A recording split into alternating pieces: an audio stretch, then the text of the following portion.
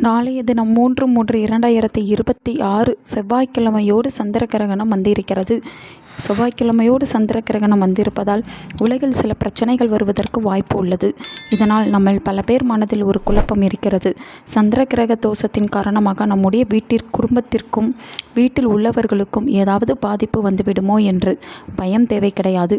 இறைவனின் மேல் நம்பிக்கை வைத்து கிரகண நேரத்தில் முறையாக இறை வழிபாடு செய்தாலே வரக்கூடிய பிரச்சனையிலிருந்து நாம் தப்பித்துக் கொள்ளலாம்.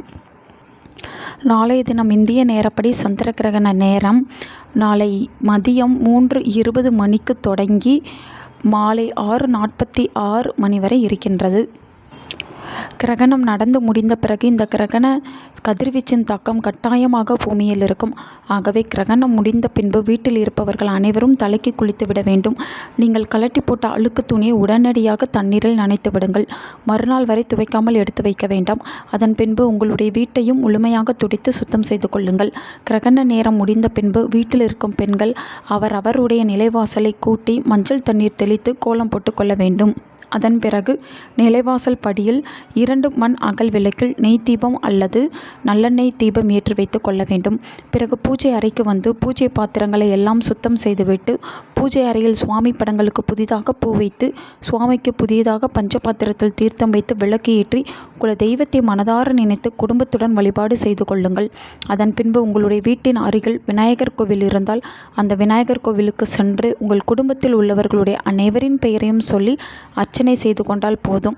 நீங்கள் எந்த ராசியாக இருந்தாலும் எந்த நட்சத்திரமாக இருந்தாலும் சரி, உங்கள் கண்களுக்கு தெரியாத ஏதாவது ஒரு தோஷம் தாக்கி இருந்தாலும் சரி, அந்த தோஷம் நிவர்த்தி ஆகிவிடும். பெரியதாக எந்த பிரச்சனையும் வராது. கோவிலுக்கு செல்ல முடியாத சூழ்நிலையில் நீங்கள் வீட்டில் இருந்தால் வீட்டில் மஞ்சள் பிள்ளையாரை வெற்றிலையின் மேல் பிடித்து வைத்து உங்கள் குடும்பத்திற்கு எந்த ஒரு பிரச்சனையும் வரக்கூடாது என்று குடும்பத்தோடு பிரார்த்தனை செய்து வேண்டிக் கொள்ள வேண்டும். ராசி நட்சத்திரம் தெரிந்தவர்கள் எந்தெந்த ராசிக்காரர்களோ எந்தெந்த நட்சத்திரத்திற்காரர்களோ சந்திர பிரீத்தி செய்ய வேண்டுமோ அதை முறைப்படி செய்து கொள்ளலாம். எங்களுக்கு எதுவுமே தெரியாது என்பவர்கள் மேல் சொன்னபடி பிள்ளையாரை போய் வழிபாடு செய்யுங்கள். நிச்சயமாக உங்களுக்கு அந்த தோஷம் எதுவுமே உங்கள் வீட்டையும் உங்கள் குடும்பத்தையும் அண்டாது.